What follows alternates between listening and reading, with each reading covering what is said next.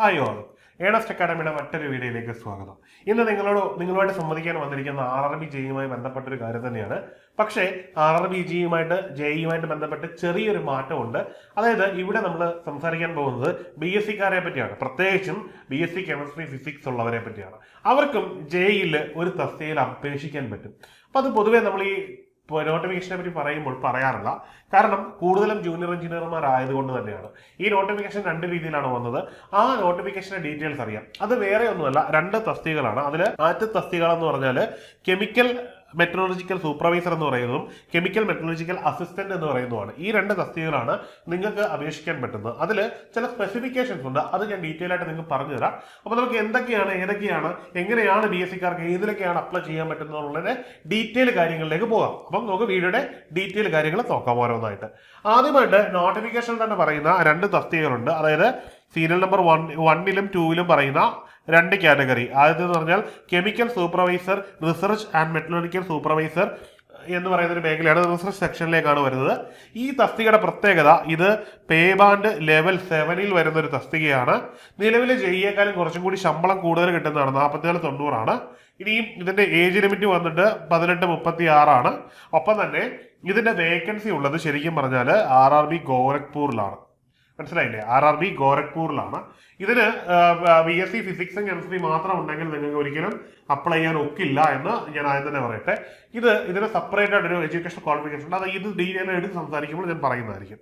അടുത്തതായിട്ട് പറയുന്നത് രണ്ടാമതാണ് ജൂനിയർ എഞ്ചിനീയറിന്റെ അതേ കാറ്റഗറിയിൽ തന്നെ വരുന്നതാണ് ഡിപ്പോ മെറ്റീരിയൽ സൂപ്രണ്ട് അല്ലെങ്കിൽ കെമിക്കൽ മെറ്റീരിയൽ അസിസ്റ്റന്റ് CMA എന്ന് പറയും. ഈ ഒരു തസ്തികയാണ്. ഈ ഒരു തസ്തികയ്ക്കാണ് നമുക്ക് അപേക്ഷിക്കാൻ പറ്റുന്നത്. ഇത് രണ്ട് കൂട്ടർക്കും, അതായത് ഫിസിക്സ് അല്ലെങ്കിൽ കെമിസ്ട്രി ഈ വിഷയത്തിൽ ബിരുദമുള്ളവർക്ക് അവർക്ക് 45% മാർക്ക് കൂടി വേണം. 45% കൂടുതൽ മാർക്ക് കൂടി ഉണ്ടെങ്കിൽ എന്ത് ചെയ്യാം, ഈ ഒരു പോസ്റ്റിൽ അപ്ലൈ ചെയ്യാവുന്നതാണ് ഇതിന്റെ ഒരു പ്രത്യേകത. അപ്പം അതിന്റെ ഡീറ്റെയിലുകളിലേക്കാണ് നമ്മൾ പോകാൻ പോകുന്നത്. ഇതിന്റെ CMA ഞാൻ ഓൾറെഡി പറഞ്ഞിരുന്നു. CMA പറ്റി. CMA ആണ് ഈ കാണുന്നത്. CMAയുടെ യോഗ്യത കൃത്യമായിട്ട് നോട്ടിഫിക്കേഷനിൽ കാണുന്നുണ്ട്. BSc കെമിസ്ട്രി ആൻഡ് ഫിസിക്സ് ആണ്.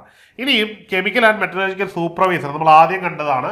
ഇതിനേക്കാളും കുറച്ചുകൂടി പേ ലെവൽ കൂടിയ ഒരു സെക്ഷനാണ്. ഈ ഒരു സെക്ഷനിലേക്ക് നമുക്ക് അപേക്ഷിക്കണമെങ്കിൽ അതിൽ കെമിക്കൽ ടെക്നോളജി എന്ന് പറയുന്ന സ്പെഷ്യലൈസ്ഡ് ആയിട്ടുള്ള മേഖലയിൽ നിന്ന് ബിരുദം അല്ലെങ്കിൽ BTech ഇങ്ങനെയുള്ള ഡിഗ്രി ഏതെങ്കിലും നമ്മൾ ഉണ്ടാക്കിയിരിക്കണം. അല്ലെങ്കിൽ ഇതുമായിട്ട് ബന്ധപ്പെട്ട് ധാരാളം ഇൻസ്റ്റിറ്റ്യൂഷനുകൾ നമ്മുടെ രാജ്യത്തുണ്ട്. ഇവിടെ നിന്നെങ്കിലും കരസ്ഥമാക്കിയിരിക്കുന്ന അവരുടെ ഒരു ഡിഗ്രി ഉണ്ടായിരിക്കണം. പല സ്പെഷ്യലൈസ്ഡ് ആയിട്ടുള്ള ഏജൻസികൾ പലതരത്തിലുള്ള സർട്ടിഫിക്കേഷൻ കൊടുക്കുന്നുണ്ട്. നമ്മുടെ ആനന്ദൊക്കെ കൊടുക്കുന്ന പോലെ, അമൂലൊക്കെ കൊടുക്കുന്ന പോലെയുള്ള ചില ഇൻസ്റ്റിറ്റ്യൂഷനുകൾ ഇന്ത്യയിലുണ്ട്. അവർ കൊടുത്ത സർട്ടിഫിക്കേഷനും ഈ ഒരു മേഖലയിൽ അത് ഉണ്ടെങ്കിൽ നമുക്ക് എന്ത് ചെയ്യാം, കെമിക്കൽ ടെക്നോളജിയുമായി ബന്ധപ്പെട്ട് അതിൽ തന്നെ കുറെ മേഖലകൾ പറയുന്നുണ്ട്. പെയിന്റ് കറക്ഷൻ, അതായത് തുരുമ്പുമായിട്ട് ബന്ധപ്പെട്ടത്, പിന്നെ പോളിമേഴ്സ്, ഇങ്ങനെയുള്ള ഏതെങ്കിലുമൊക്കെ മേഖലയിൽ നിങ്ങൾക്ക് എന്തുണ്ട്, ടെക്നോളജിക്കൽ സർട്ടിഫിക്കേഷൻ നിങ്ങൾ നേടിയിട്ടുണ്ടെങ്കിൽ നിങ്ങൾക്ക് ഈ ഒരു ജോലിക്ക് അപ്ലൈ ചെയ്യാൻ പറ്റും. ഇതേ യോഗ്യത തന്നെയാണ് നമ്മൾ ഇവിടെ കാണുന്നത്. ഇത് ഏതെങ്കിലും ഉള്ളവർക്ക് എന്ത് ചെയ്യാം, ഈ ഒരു തസ്തികയ്ക്ക് വേണ്ടി അപ്ലൈ ചെയ്യാം. അതിന് പ്രത്യേകത കൂടിയുണ്ട്. എവിടെയാണ്, ഗോരഖ്പൂരിൽ മാത്രം ഈ ഒരു തസ്തിക അവൈലബിൾ ആയിട്ടുള്ളൂ എന്നുകൂടി നമ്മൾ നോക്കാം. ഇനി എന്തൊക്കെയാണ് ഈ പരീക്ഷകൾ തമ്മിലുള്ള വ്യത്യാസം? അതായത് നമ്മുടെ എന്തായാലും നിങ്ങൾ JEയുടെ കൂട്ടത്തിൽ തന്നെയാണ് ഇത് എഴുതുന്നത്. അപ്പൊ JEക്കകത്ത് മാത്രമാണ് ഇത് വന്നിരിക്കുന്നത്. ഇനി നിങ്ങൾ തമ്മിൽ എന്തെങ്കിലും വ്യത്യാസമുണ്ടോ? ഇല്ല. CBT 1 കോമൺ തന്നെയാണ്. CBT 1 എന്ന് പറയുന്നത് ഓൾമോസ്റ്റ് റിക്രൂട്ട്മെന്റ് CBT 1 ഒരേപോലെ തന്നെയാണ് നടക്കുന്നത്. എല്ലാവർക്കും ഒരേപോലെയാണ്. കാരണം CBT 1നെ പറ്റി RRB തന്നെ പറയുന്നുണ്ട്. CBT 1 ഒരു എലിമിനേഷൻ മാത്രമാണ്. അതിൽ പ്രത്യേകിച്ച് ഒരു മാറ്റവും അവർ കൊണ്ടുവരാൻ ഉദ്ദേശിക്കുന്നില്ല എന്ന് പറയുന്നുണ്ട്. അപ്പൊ സ്വാഭാവികമായിട്ടും ഏത് സ്ട്രീമിലേക്ക് നമ്മൾ അപ്ലൈ ചെയ്താലും എന്ത് ചെയ്യേണ്ടി വരും, CBT 1 എഴുതിയെങ്കിൽ മാത്രമേ നമുക്ക് മുമ്പോട്ട് പോകാൻ പറ്റത്തുള്ളൂ. അതായത് എല്ലാവർക്കും കോമൺ ടെസ്റ്റ് തന്നെയായിരിക്കും. ഇനി എവിടെയാണ് മാറ്റം ഉണ്ടാകുന്നത്? CBT 2 ആണ്. CBT 2 പുതിയ പ്രത്യേക പരീക്ഷ നിങ്ങൾക്ക് ഉണ്ടോ? ഇല്ല. CBT 2 ക്വസ്റ്റ്യനുകളുടെ നമ്പർ അറിയാം, നമുക്ക് 150 മനസ്സിലായില്ലേ? ഇതിൽ ഏതാണ്ട് 50 മാർക്ക് മാത്രമാണ് നിങ്ങളുടെ സ്പെഷ്യലൈസ്ഡ് ഏരിയയിൽ വരുന്നത്.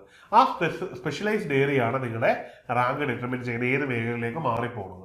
അതായത് സംഭവം ഇത്രയേ ഉള്ളൂ. നിങ്ങൾ CBT1 അതായത് ഏത് സ്ട്രീമിലുള്ളവരാണെങ്കിലും ഫിസിക്സ് ആൻഡ് കെമിസ്ട്രി ഉള്ളവരാണെങ്കിലും CBT1 ക്ലിയർ ചെയ്തെങ്കിൽ മാത്രമേ നിങ്ങൾക്ക് എന്ത് ചെയ്യാൻ പറ്റൂ, അടുത്ത സെക്ഷനിലേക്ക് മാറാൻ പറ്റുകയുള്ളൂ, അല്ലെങ്കിൽ അടുത്ത സെക്ഷനിലേക്ക് വരാൻ പറ്റുകയുള്ളൂ. അപ്പൊ എന്ത് ചെയ്യുക, നന്നായിട്ട് പ്രിപ്പയർ ചെയ്യാൻ കഴിവുള്ളവരാണെങ്കിൽ, പ്രിപ്പയർ ചെയ്യാൻ ആഗ്രഹമുള്ളവരാണെങ്കിൽ കേന്ദ്ര ഗവൺമെന്റിൽ ഏറ്റവും പ്രസ്റ്റീജിയസ് ആയിട്ടുള്ള റെയിൽവേയുടെ ഒരു തസ്തികയാണിത്.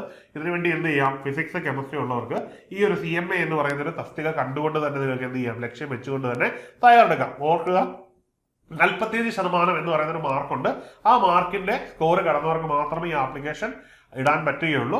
അങ്ങനെയുണ്ടെങ്കിൽ അതിന്റെ ടയർ 1 CBT1 പാസ്സാവുകയും ചെയ്താൽ നിങ്ങൾക്ക് തീർച്ചയായിട്ടും CBT2 ക്ലിയർ ചെയ്താൽ ഈ ഒരു തസ്തികയിലേക്ക് അപേക്ഷിക്കാൻ പറ്റും. പലപ്പോഴും ബിടെക്കോ അല്ലെങ്കിൽ 3 ഇയർ ഡിപ്ലോമയോ ഇല്ല, ടെക്നിക്കൽ ഡിപ്ലോമയോ ഇല്ല എന്നതിന്റെ പേരിൽ BSc-കാരൊന്നും അപ്ലൈ ചെയ്യാതിരിക്കേണ്ട, അവർക്കും ഈ ഒരു തസ്തികയ്ക്ക് അപ്ലൈ ചെയ്യാവുന്നതാണ്. അപ്പോൾ ഈ ഒരു ഇൻഫർമേഷൻ ആണ് എനിക്ക് നിങ്ങളുമായിട്ട് ഷെയർ ചെയ്യാനുള്ളത്. അപ്പം ഈ ഒരു ഇൻഫർമേഷൻ നിങ്ങൾക്ക് ഉപകാരപ്പെട്ട് കാണുമെന്ന് കരുതുന്നു. അപ്പോൾ എന്ത് തന്നെയാണെങ്കിലും BSc physics and chemistry background ഉള്ളവർ എന്ത് ചെയ്യുക, ഈ ഒരു തസ്തികയ്ക്ക് അപേക്ഷിക്കുക. അപ്പോൾ മറ്റൊരു വീഡിയോ ആയിട്ട് കാണാം. Good bye.